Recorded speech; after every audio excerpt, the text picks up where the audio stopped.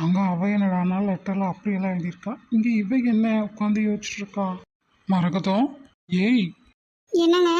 என்ன யோசிச்சுட்டு அழுதுட்டு இருந்த? ஒன்றும் இல்லையே, நான் எங்க அழுதுட்டு இருந்தேன்? உங்களை காணும் தான் உட்காந்துட்டு இருந்தேன். பொய்யினாலும் கொஞ்சம் அளவா பேசு. நான் உங்ககிட்ட போய் சொல்லி இங்கே என்ன ஆக போகுது? சரி சொல்லுங்க, விடிஞ்சிருச்சுல, நான் போய் சமையல் வேலையை பார்க்குறேன். உங்க அப்பாவை நினைச்சு தானே அழுதுட்டு இருந்த? அதெல்லாம் எதுவும் இல்லையே. உங்க அப்பாவோட ஃப்ரெண்டு. ஃப்ரெண்டா? அதான் அந்த தாத்தா. ஃப்ரெண்ட் இல்லை, பங்காளி. அவர் காப்பி தண்ணி கேட்டான்னு நீ வைக்க போனியே. ஆமா. அப்போ அவ கொடுக்காட்டி போறா. சாமி வந்தது வந்தாச்சு, என் ரூட்ல போய் உங்க அப்பனுக்கு ஒரு டம்ளர் காப்பி தண்ணியாவது போட்டு வாப்போ. அதெல்லாம் வேண்டாங்கன்னு, நான் வேணா வா டீ கடையில் உனக்கு டீ வாங்கி தரேன். எங்களுக்கெல்லாம் ஒன்றும் வேண்டாம்ப்பா. அவங்க சொன்னாப்புல நான் போய் உனக்கு காஃபியாவது போட்டு எடுத்துட்டு வரேன். என்னங்க, அவங்க வீட்டில் போய் போடவா? சரி போ. மரகதா, ஏனுங்க அத்தையா, இந்த கோயில் பிரசாதம் எடுத்துட்டு வந்து கொடு உங்களுக்கு. சரிங்க. சிவராமா, என்னம்மா சொல்லு. எப்போவாது இங்கே வந்தா தங்கறதுக்கு வீடு வாசல் வேணும்னு இங்கே ஒரு தோப்பும் வீடும் வாங்கி போட்டிருக்குது. எனக்கு தெரியாதேம்மா, நீ என்கிட்ட சொல்லவே இல்லை. ஊரில் நான் உங்ககிட்ட கொடுத்த பத்திரமெல்லாம் நீ படிச்சே பார்க்கலையா? அதில் தான் இருக்கு. இல்லைம்மா, படிச்சு பார்க்கலாம். நான் இங்கே வந்ததுமே அந்த தோப்பந்தூர்வை பார்த்துக்கிற ஆளுக்கு ஃபோன் பண்ணி சொன்னேன், நீ வந்திருக்கிற, அதனால் கணக்கு வழக்கெல்லாம் கொண்டு வர சொல்லி. நம்மளுக்கு அதுக்கெல்லாம் டைம் இல்லைம்மா, பிள்ளைய அங்கே தனியாக விட்டுட்டு வந்திருக்கோம். அதெல்லாம் சத்தியா பார்த்துப்பா, நீ தான் சொன்னேன். வந்தது வந்தாச்சு, பார்த்துட்டே போயிடலாம். சரிம்மா. இல்லை, என்னம்மா? உனக்கு தான் ரேகா மாப்பிள்ளை கொடுத்தது, நீ சம்பாதிச்சது, ஊரில் இருக்கிறது எல்லாம் இருக்கே. எனக்கு எல்லாமே எல்லாம் வேண்டாம். பிள்ளைக்கு கொடுத்தது பிள்ளையே வச்சுட்டு போகிறான். எனக்குன்னு இருக்கிறது புள்ள பிறந்து வந்த வீடு, அது மட்டும் எனக்கு போதும். மீதியெல்லாம் நீ யாருக்கு கொடுக்க இஷ்டப்படுறியோ கொடுத்துக்கோ. அப்போ இங்கே இருக்கிற தோப்பந்தோரவை உங்கள் மாமனாருக்கு? ஐயோ, எனக்கெல்லாம் வேண்டாங்கம்மா. ஏங்க மாமா அப்படி சொல்கிறீங்க? உங்கள் பையன் சம்பாதிச்சு கொடுத்தா மட்டும்தான் நீங்கள் வாங்கிப்பீங்களா? நாங்கள் சம்பாதிச்சு கொடுத்தா வாங்கிக்க மாட்டீங்களா? இல்லைங்க மாப்பிள்ள, அதெல்லாம் சரிப்பட்டு வராதுங்க. அதெல்லாம் சரியாக தான் வருங்கண்ணே. இல்லைங்கம்மா, இல்லை. நீங்கள் எனக்கு என்ன செஞ்சாலும் அதை என் மருமக எப்படியாவது பிடிக்க தான் பாப்பா. சிவராமா, அந்த கணக்கு பிள்ளை வரட்டும், நீ பேசி மரகத்தோட அப்பா அங்கே தங்கிக்கிட்டோம். இவரை பார்த்துக்க வேலை செய்யறதுக்கு ஒரு ஆள் போடணும். கும்பிடணுங்கம்மா. இவர் தான் என் பையன் சிவராமா. இவர் நம்ம கணக்கு பிள்ளைக்கு நெருங்கின சொந்தம். இவர் சொல்லிதான் இங்கே எல்லாம் வாங்கி போட்டிருக்குது. நீ பேசிக்கோ. நீயே பார்த்துக்கம்மா. இல்லடா, நீ வந்திருக்கில்ல, நீயே பாரு. சரிங்க, நீங்கள் வெயிட் பண்ண வேண்டாம். நான் என் மாமனார்கிட்ட கொடுத்துட்டு போயிடுறேன். இனிமேல் எதுனாலும் மாமனார்கிட்ட பார்த்து பேசிக்கோங்க. அவர் சொல்கிறபடி கேட்டு நடந்துக்கோங்க. அவர் அந்த வீட்டில் தங்க வச்சு நல்லா பார்த்துக்கோங்க. நல்லா ஆளாக பார்த்து செட் பண்ணி விடுங்க. சரிங்க ஐயா. எதுனாலும் எனக்கோ இல்லை எங்கள் அம்மாக்கோ உடனே ஃபோன் பண்ணுங்க. சரிங்க. முக்கியமாக இது எதுவும் இவரோட பையனுக்கோ மருமகளுக்கோ தெரிய வேண்டாம். சரிங்க, எல்லாம் நான் சரியாக பார்த்துக்கிறேன். ரொம்ப தேங்க்ஸ்ங்க. நீங்கள் குடும்பத்தை உன் குடும்பமாக பார்த்துக்கும் போது அப்போ நானும் அப்படி தானடா பார்க்கணும். அதுவும் இல்லாமல் நீ குடும்பத்தை பார்த்துக்கும் தானே நான் நிம்மதியாக போய் வேலை பார்க்குறேன். அதனால் நான் என்ன சம்பாதிச்சாலும் அதில் உனக்கும் என் பிள்ளைக்கும் கண்டிப்பாக பங்குண்டு. அது சரி, இங்கே இருக்க ரேகா பிறந்து வாழ்ந்த வீட்டுக்கு தான் அப்படி ஒரு பேர். அதான் மறக்குதோ நானும் யோசிக்கிறேன். அந்த வீட்டுக்கு போகத்தான் எனக்கும் ரேகாவுக்கும் பிடிச்சிருக்கு. அதான் நம்ம இப்போ இங்கே தானே இருக்கோம், அதுக்கு ஏதாவது பண்ணணும். எங்க அப்பா அங்கே போய் தங்கினா எங்க அண்ணாக்கும் அன்னைக்கும் எப்படிங்க தெரியாம இருக்கும்? அவர் அங்கேயே தங்கி வேலை பார்க்குற மாதிரி சொல்லிக்க வேண்டியதுதான். நீ அப்பப்போ உங்கள் அப்பாவுக்கு என்ன ஏதுன்னு ஃபோன் பண்ணி கேட்டுக்கோ. என்னதான் நம்ம ஆள் வச்சாலும் நம்ம கூட இருந்து பார்த்துக்கிற மாதிரி வராது. எங்க அப்பாவுக்கு எது ஃபோனு? எனக்கு என்ன லூஸா? வாங்கி கொடுத்துட்டு தான் வந்திருக்கேன், இல்லைன்னா சொல்வேனா? அதுவுமா? சரிங்க, ஃபோன் பண்ணி கேட்டுக்கிறேன். அப்புறம் கண்ணாடி எல்லாம் சரி பண்ணி கொடுத்துட்டு வந்திருக்கேன். எங்காச்சும் அன்னைக்கு ஒரு தடவை பண்ணார் பார்த்தியா? அடுப்பில் டீயை வச்சுட்டு மணிக்கணக்காக போய் லைப்ரரியிலேயே உட்காந்துட்டாரு. அந்த மாதிரியெல்லாம் பண்ணிட போகிறாரு. இதனமா எடுத்து சொல்கிறேங்க. மறந்துடாத. அப்புறம் சொன்னால் தப்பாக நினச்சிக்காத. உங்கள் அப்பா பேச்சு துணைக்கு ஆள் இல்லைன்னு வீடு வீடாக எங்கெங்கேயோ போய் பேச போவாராட்டக்குது. வெயிலுக்கு நிதானம் இல்லையா என்ன தெரில, அப்பப்போ உளுந்து எந்திரிச்சிட்டு வந்திருக்கிறாரு. இது வேறையா? அதனால் இனிமேல் அப்படியெல்லாம் போகிறதா இருந்தால் பக்கத்தில் மட்டும்தான் போகணும். அதுவும் கூட யாராவது வந்தால் மட்டும்தான் போகணும், இல்லைன்னா எங்கேயும் போக வேண்டாம், வீட்லேயே இருக்க சொல்ல. நம்ம பாட்டுக்கு இங்கே இருக்கோம், அங்கே ஏதாவதுனா நமக்கு எப்படி தெரியும்? இல்லையா ஆட்டோவோ கார் டாக்ஸியோ பிடிச்சாது போகணும், அதுவும் பண்ணுறது கிடையாது. இதெல்லாம் நம்ம சொல்லிவிட்டு மாமனாரை குறை சொல்கிறாங்க, இவங்கள பார்க்குறாங்க பிடிக்கிறாங்கன்றவீங்க. போத குறைக்க ஏதாவதுனா இவங்க செலவு பண்ணணும், அதனால தான் சொல்கிறாங்கன்னு நினைப்பீங்க. செலவு பண்ணுறதெல்லாம் அப்புறம், ஆள் போனால் திரும்ப வருமா இல்லை வேணுட்டே யாராவது ஏதாவது பண்ணிட்டா தான் நமக்கு தெரியுமா? அது உங்கள் சொந்த ஊர் சொந்தக்காரங்களாம் பக்கம் பக்கம் இருக்கிறாங்க, வச்சு பார்த்துப்பாங்கன்னு தான் நம்ம இங்கே இருக்கோம்.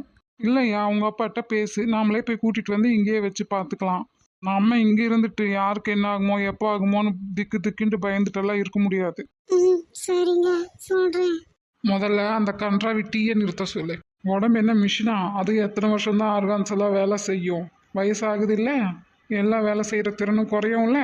ஃப்ரூட்ஸு நட்ஸு இளநீ பழங்கள் அப்படியெல்லாம் சாப்பிட்டாலும் பரவாயில்ல, எப்போ பாரு டீ டீன்ட்டு. எங்கள் அப்பாவுக்கு தான் வயசாகிடுச்சான், இவருக்கு வயசாகலை. என்ன முனங்கள்? ஒன்றும் இல்லை சொல்கிறேன். ம், நான் போய் என் பிள்ளைய பார்க்குறேன். திங்க வேண்டாம் தூங்க வேண்டாம் ஒன்றும் வேண்டாம், புள்ள மட்டும் இருந்துட்டா சரிதான். ஆமாம் அப்படித்தான். அது கேட்டுச்சா? ம், உங்கள் பிள்ளைகிட்ட சொல்லிடுங்க, நீங்களும் உங்கள் அம்மாவும் பாட்டுக்கு எங்கள் அப்பா கிட்ட எல்லாத்தையும் கொடுத்துட்டு வந்துட்டீங்க. அப்படி இதை ஏதாவது நினைக்க போகிறா? ஏன் புள்ள அதெல்லாம் ஒன்றும் சொல்லவும் மாட்டா, கேட்கவும் மாட்டா, எனக்கு தெரியாதா? இல்லை ஒரு நாள் இல்லை ஒரு நாள் என்னை கேட்காம யாரை கேட்டு இதெல்லாம் பண்ணீங்கன்னு கேட்பால, அதுக்கு சொல்கிறேன். அப்படியெல்லாம் ஒரு நாளும் நடக்காது. அதெல்லாம் உங்கள் பொண்ணாக இருந்த வரைக்கும். இனி அவள் நம்ம பொண்ணு கிடையாது. கல்யாணம் பண்ணிட்டா வேற வீட்டு பொண்ணாயிருவா, எப்படி மாறுவாங்கன்னே தெரியாது. ம், என் பொண்ணெல்லாம் அப்படி கிடையாது. பட்டாதான் புத்தி வரும்னா பட்டே தெரிஞ்சுக்கங்க. அப்போ நீ அப்படிதான் மாறிட்டியா? ஒரு சில விஷயங்கள உங்களுக்காக. ம், அதை கேட்கலாம். சொத்தை பொறுத்த வரைக்கும் ம் இப்போவும் அப்போ ஒரே மாதிரி தான், எனக்கு அதுலலாம் இஷ்டம் இல்லை. அப்போ என் பொண்ணும் அப்படித்தான். பார்ப்போம் பார்ப்போம். ம், இப்போ எதுக்கு சத்யா பத்திரகாளியாட்டம் ஆடிட்டு இருக்க? என்னாச்சு உனக்கு? அப்படியே ஒன்றும் தெரியாத பச்சைப்பழ மாதிரி நடிக்காதீங்க சரியா? என்னதான் சத்யா உனக்கு பிரச்சனை இப்போ? என்னன்னே சொல்லாம நான் நடிக்கிறேன்னு சொல்ற நீ? ஏன் தெரியாதா நோக்கு? தெரியாதங்காட்டி தானே கேட்குறேன்.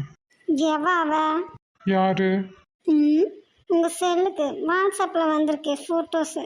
அவ என்ன கேட்டா எனக்கு எப்படி தெரியும்? உங்கள் செல்லுக்கு தான் நாங்கள் வந்திருக்கு, அப்போ உங்களுக்கு எப்படிங்க தெரியாமல் இருக்கோம்? பைத்தியமாடி நீ?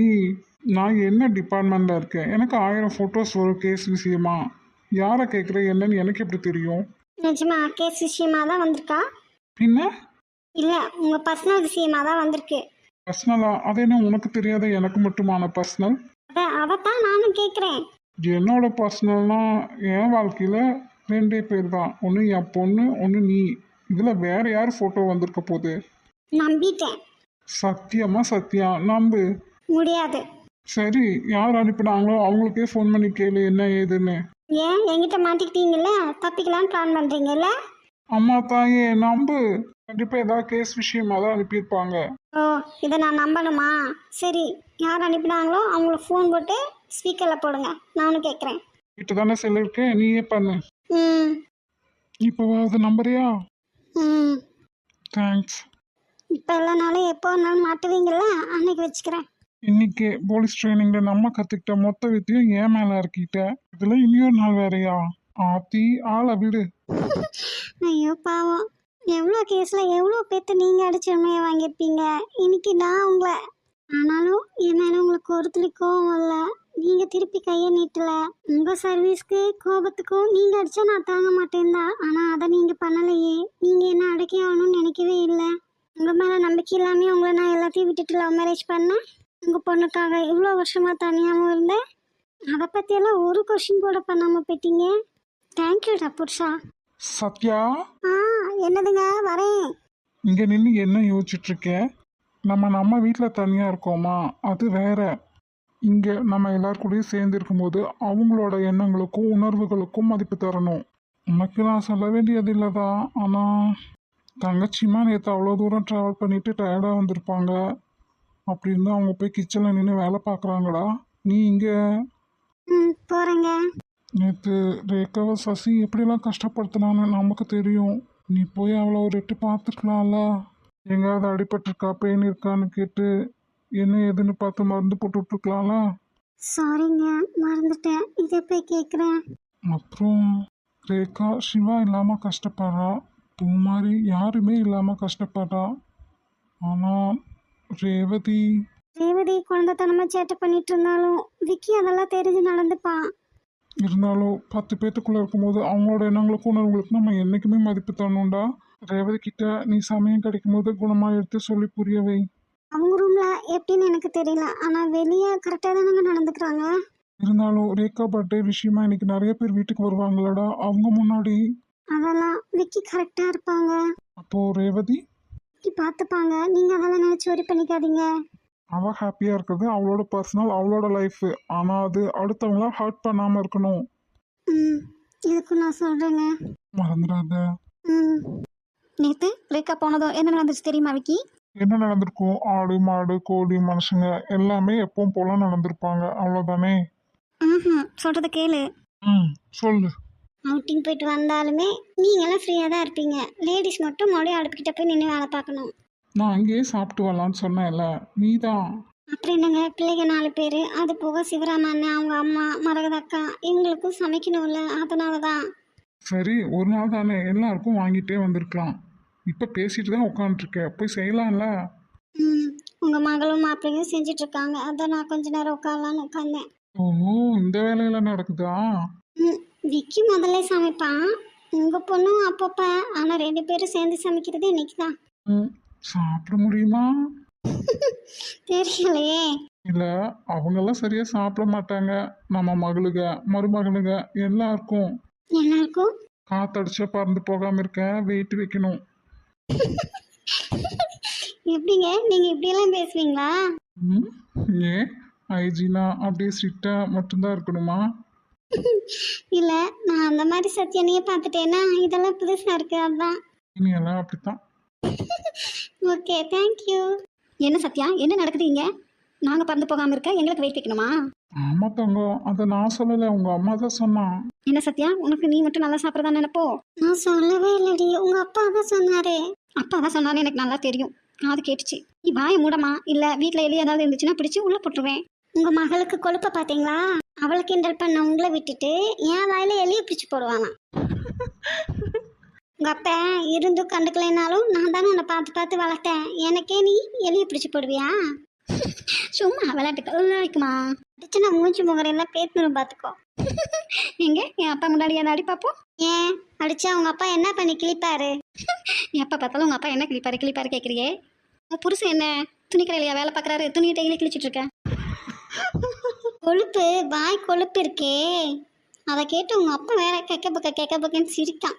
ஏன் உனக்கு பொறாமையாக இருந்தால் நீங்கள் கொஞ்சம் சீரி.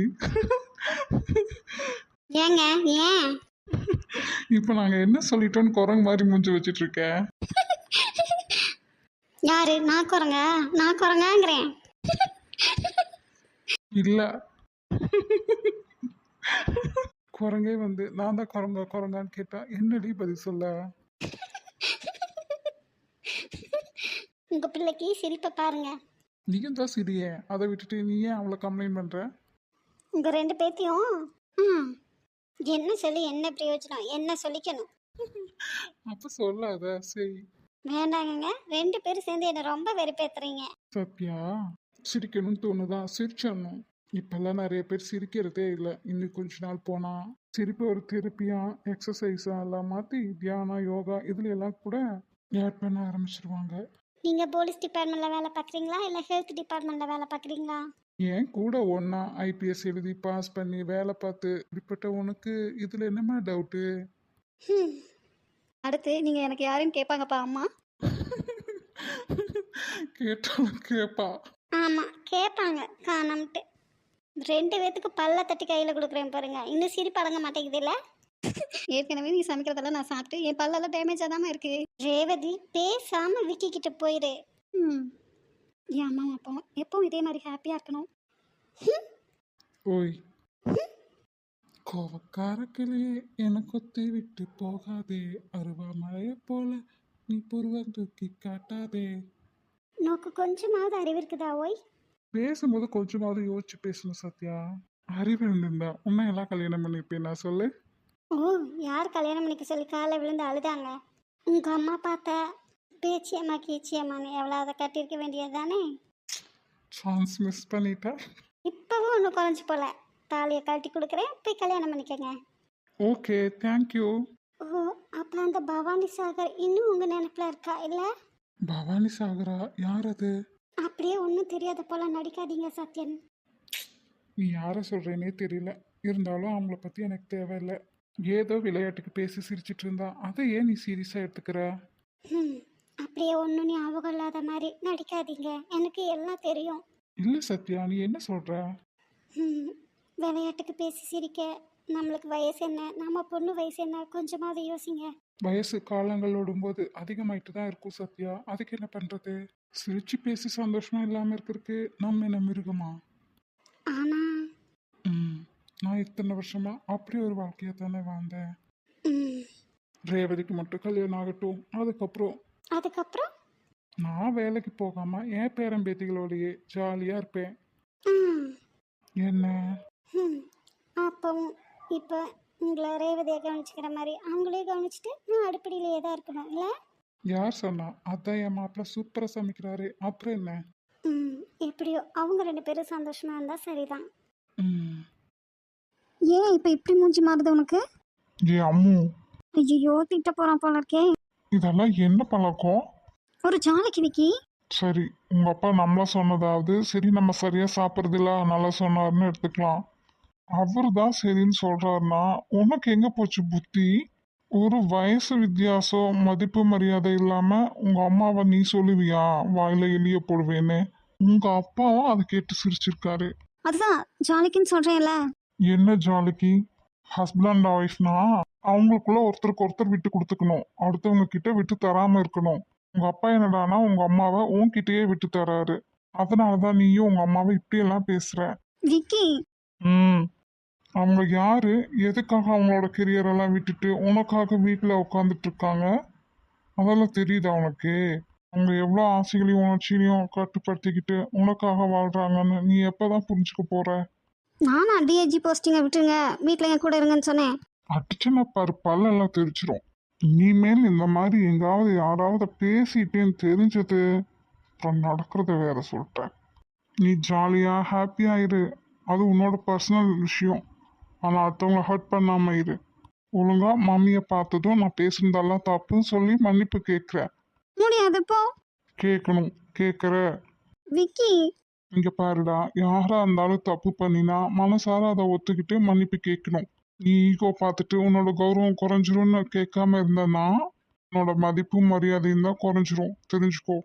அவங்க உன் அம்மா அப்படிங்கிறதாட்டி எதுவும் கண்டுக்க மாட்டாங்க பெருசா. இதே மற்றவங்க கிட்ட நீ இந்த மாதிரி பிஹேவ் பண்ணியிருந்த இன்னும் அதுக்கு சரிக்கு சமமா நல்லா கொடுத்துட்டு இருப்பாங்க உனக்கு. இல்ல மனசுக்குள்ளேயே அதை வச்சிருந்து நேரம் காலம் வரும்போது பழி வாங்குவாங்க. என்னமோ சரி. அப்பவும் அது ஒன்றும் மனசார வாயிலிருந்து வரலையே. இப்ப என்ன, எதுக்கு வந்து இப்படி உட்காந்துருக்க? இங்கே காதலோட அதிகபட்ச எதிர்பார்ப்பே நம்மளோட எல்லா விஷயமுமே ஷேர் பண்ணுற மாதிரி இருக்கணும்.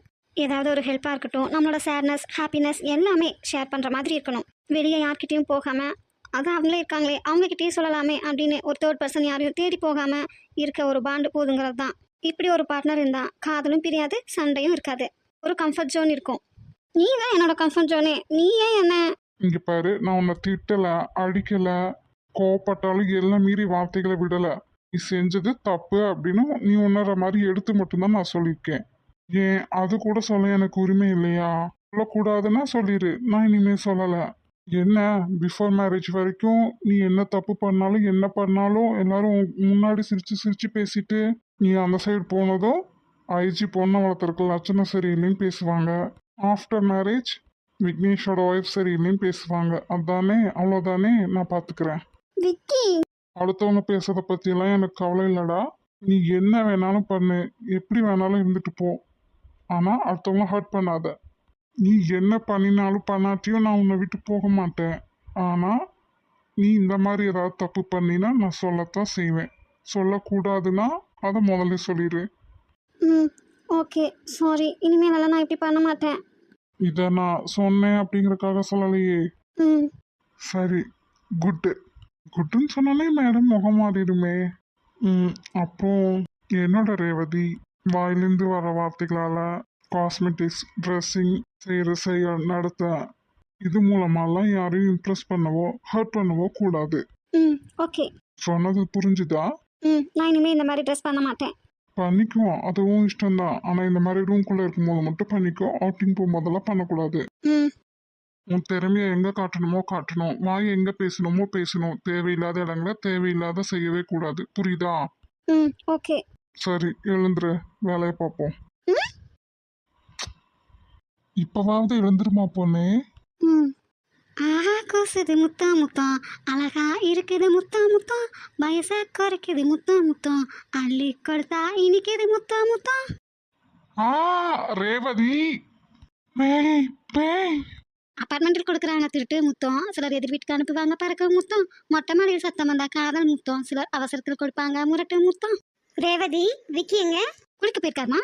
அந்த பையன் கத்துறது கூட உனக்கு காது கேட்கல, நீ பாட்டுக்கு பாட்டு பாடி டான்ஸ் ஆடிட்டு இருக்க. போய் என்னன்னு கேளு போ. Vicky, Vicky, are you okay Vicky? நான் கத்துனது கேட்டு வந்தீங்களா அத்தம்மா? ஆமா. இவ குளிக்க துண்ட போட சொன்னா என்ன பண்ணிருக்கா பாருங்க. என்ன ரேவதி இது, பேயா இல்ல சூனிய பொம்மையா? டவல்மா டவல். டவலுக்கு எப்படி பல்லு கண்ணு? அதுவா பொம்மையோடது. சத்யா, நல்லா வாயை பொழந்துட்டு நில்லு. என்ன விளையாட்டு இதெல்லாம்? பகலுங்க தாட்டி பரவாயில்ல, இதே நைட்டா இருந்தா அந்த மனசுல நீ என்னெல்லாம் பாடுபடுத்துற ரேவதி? சும்மா ஜாலிக்கு தானே டாடி. என்னது ஜாலிக்கா? விளையாட்டுத்தனத்துக்கும் அளவு இருக்குல்ல ரேவதி. விடுங்க அத்தம்மா, என்கிட்ட தானே, நான் பாத்துக்கிறேன். இல்ல விக்கி, நானும் ஃபர்ஸ்ட் பார்த்து பயந்து தான் போயிட்டேன். அப்புறம் நல்லா பார்க்கவும் தான் அது டவல்னு தெரிஞ்சுது. ஏதோ விக்கிங்க ஏதாட்டி உன்னை பொறுத்து போயிட்டு இருக்கான். இல்ல வேற யாராவதா இருந்தா? இந்த வேலைத்தனம்லாம் பண்ற நொட்டுக்கைய உடச்சிருப்பாங்க. சாரி. ம்.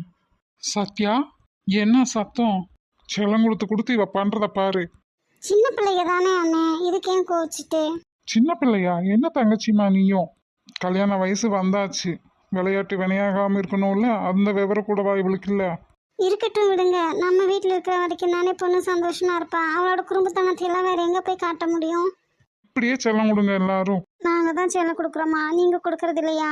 முதல்ல உன்னை சொல்லணும். செல்லம் கொடுக்கணும் தான், கொடுக்க வேண்டிய விஷயத்துக்கு தான், எல்லா விஷயத்துக்கும் இல்ல. சரி, இதையே பெருசு பண்ணிட்டு எல்லாம் என்னால தானே, விடுங்க, நான் பாத்துக்கிறேன். எங்கனால யாரும் டென்ஷன் ஆக வேண்டாம். ரேவதி, இங்க வாடா. வாடா.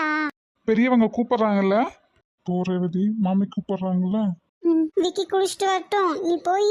பாட்டிமா எல்லாத்துக்கும் ட்ரெஸ் எடுத்துட்டு வந்திருக்காங்க, பூஜை ரூம்ல இருக்கு. அவங்க காலில் விழுந்து கும்பிட்டு வாங்கிட்டு வா போ. நான் குளிச்சுட்டு போறேன். பரவாயில்ல போ. போகும்போது ரேகா எழுந்திரிச்சிட்டாலான்னு பார்த்துட்டு அவளே எழுப்பி கூட்டிட்டு போ.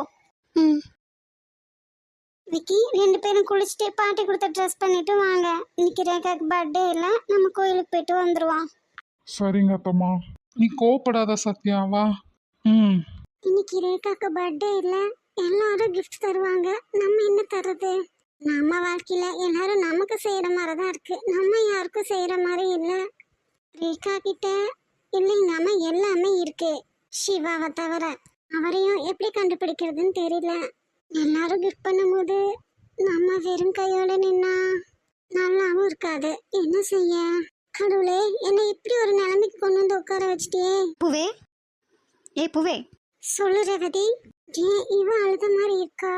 வா, ரேகாக்கு விஷ் பண்ணிட்டு அவங்க பாட்டி கூப்பிட்டாங்க, என்னன்னு கேட்டு வருவோம். விஷ் பண்ண நான் வரேன், பாட்டிமா எதுக்கு? போனாதான் தெரியும். வா.